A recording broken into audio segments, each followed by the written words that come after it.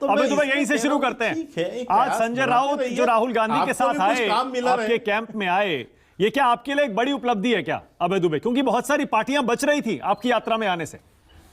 हाँ माणक जी, पहले तो मेरे साथी मित्र को जो शिवसेना पर उन्होंने टिप्पणी की है और हैसियत की बात की, उस पर जवाब अभी नहीं 2013-14 में इन्हीं के राजनीतिक दल के पुरोधा लालकृष्ण आडवाणी जी ने दे दिया था चिट्ठी लिखकर।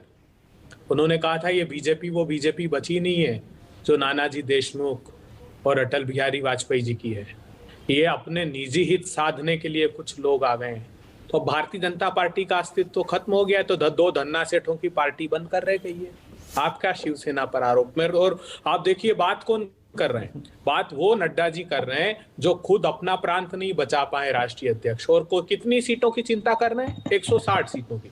अरे लड़े 436 सीटों पे थे साहब आप, जिसमें से 303 मिली, यानी 133 सीटें हारे, और उसमें से भी 51 सीटें, देश गौर से सुने, 51 सीटों पर बुरी तरह जमानत जब्त हुई भारतीय जनता पार्टी की। अब आज इस शो को पूरा देश याद रखिएगा। 13 प्रांतों की मेरे पास सूची है जिसमें भारतीय जनता पार्टी की अधिसंख्य मैक्सिमम सीटें थी। कर्नाटका में जब हम चर्चा कर रहे हैं 25 सीटों की प्रदीप गुप्ता जी कह रहे थे, तो कर्नाटका में ऐसा नहीं है गुप्ता जी की आंकलन नहीं हुआ था, तभी हो गया था जो आप मैसूर का बोल रहे हैं और कोस्टल कर्नाटका का। ये एसडीपीआई जैसी पार्टियों के भरोसे जीते थे, जो आज भी बैन नहीं किया उसको, उसके पीएफआई को बैन कर दिया आतंकी संगठन बताकर, लेकिन उसका जो राजनीतिक संगठन है वो कहते हैं नहीं साहब ये तो हम नहीं कर सकते, ये तो चुनाव आयोग देखेगा। अरे गृह मंत्री जी को पता है अगर वो आतंकी संगठन का सहयोगी संगठन है तो कहते क्यों? क्योंकि पोलराइज कराना है उस कोस्टल कर्नाटका में। अब आ जाइए, ये बड़ी बात कर रहे थे महाराष्ट्र और शिवसेना, अरे डर कर क्यों भाग गए अंधेरी वेस्ट से? उम्मीदवार का नाम वापस ले लिया शिवसेना के सामने। इतनी हैसियत नहीं, इतने प्रचंड तुमने इतने हथकंडों से सत्ता हथियाली महाराष्ट्र में, तो नाम क्यों वापस लिया? डर के, क्योंकि पता था हार की कगार पर खड़े हो।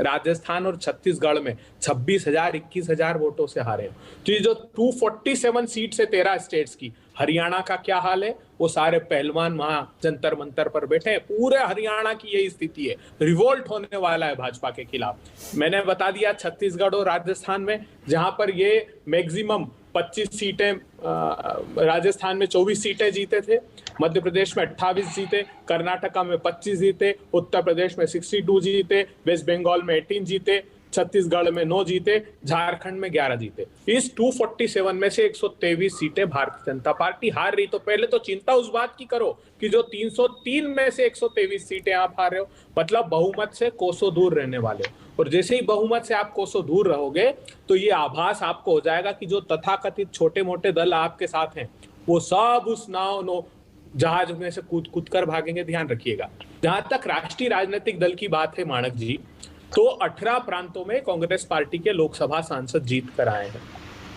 ऐसा और कोई राजनीतिक दल नहीं है। अगर राष्ट्रीय राजनीतिक दल के बाकी के आप दल मिला लो, 7 में से 5 दल, एक भाजपा और कांग्रेस को छोड़कर, तो वो टोटल 44 सीटें जीते हैं। कांग्रेस पार्टी अकेले ही 52 सीटें जीती है, और उसका एक पैन इंडिया अपना प्रेजेंस है, इसमें कोई इनकार नहीं कर सकता, जैसे शिवसेना ने आज अपने आलेख में लिखा है।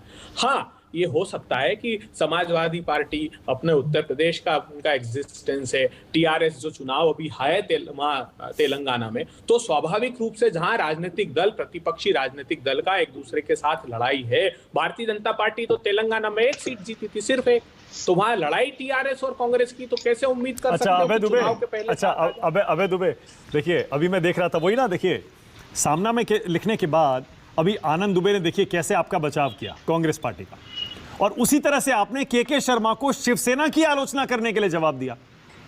मतलब कांग्रेस के पक्ष में शिवसेना खुल के आ गई, शिवसेना के पक्ष में आप खुल के आ गए। ये इतनी पक्की दोस्ती कैसे हो गई? और खासतौर से वीर सावरकर वाले मतभेद के बाद, जहां दोनों पार्टियों में मनमुटाव हो गया था।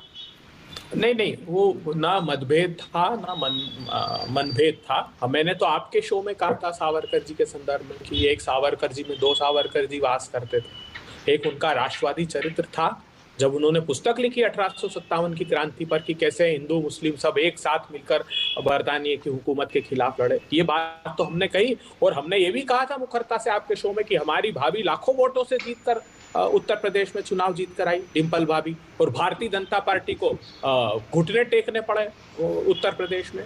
तो प्रतिपक्षी दल देखिए हर एक प्रांत में जो मजबूत है वो दृढ़ता से लड़े, ये राहुल गांधी जी का संदेश है। और इन्होंने कहा कि बीजेपी वर्सेस ऑल बिल्कुल होगा। ऑल कौन? ऑल वो 12 करोड़ नौजवान जिनके रोजगार छीन लिए, वो 15 करोड़ किसान जिनकी आमदनी 27 रुपए कर दी, वो करोड़ों बहनें जिनको महंगाई की आग में आपने अच्छा अभय दुबे, 1000 ऑल राइट, रुपए का ओके गैस का अभय दुबे, ओके अभय दुबे, मतलब ये कह रहे हैं कि अब बीजेपी वर्सेस ऑल होगा। हाँ के शर्मा आप ही के पास आ रहा हूँ, एक छोटा सा कमेंट और अभय दुबे से चाह रहा हूँ, उसके बाद आप ही के पास आ रहा हूँ के शर्मा।